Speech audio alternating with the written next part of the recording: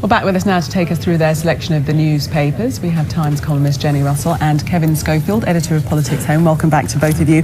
Start with you first, Jenny. You're having a look at this story on page 1 of the Times, the future of the BBC, as it were. I think this is one of the most scandalous stories that I've seen for a very long time. It's just remarkable. The government is set to remove the BBC Trust, which nobody thinks works, and they're the organisation that oversees the operating of the BBC. Everyone was expecting that that body would be replaced by Ofcom, which regulates ITV. Instead of which, the government is bringing in a new body, which is actually going to oversee the BBC's output, including its news output, and it's expecting to be able to appoint the chairman, the deputy chairman, at least 4 non-executive directors on the board.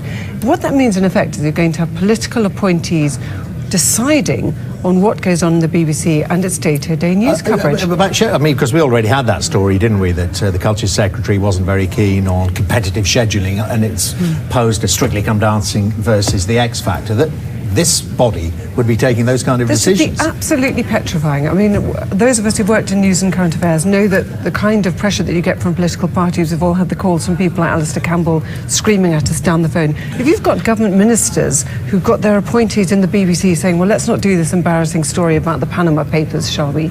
Or shall we not do Jeremy Corbyn and the anti-Semitic links if it were a Labour government that was in power? You cannot bring politicians that close to broadcasting without changing the whole culture of Britain. I mean, we pride ourselves on being able to make independent decisions as broadcasters.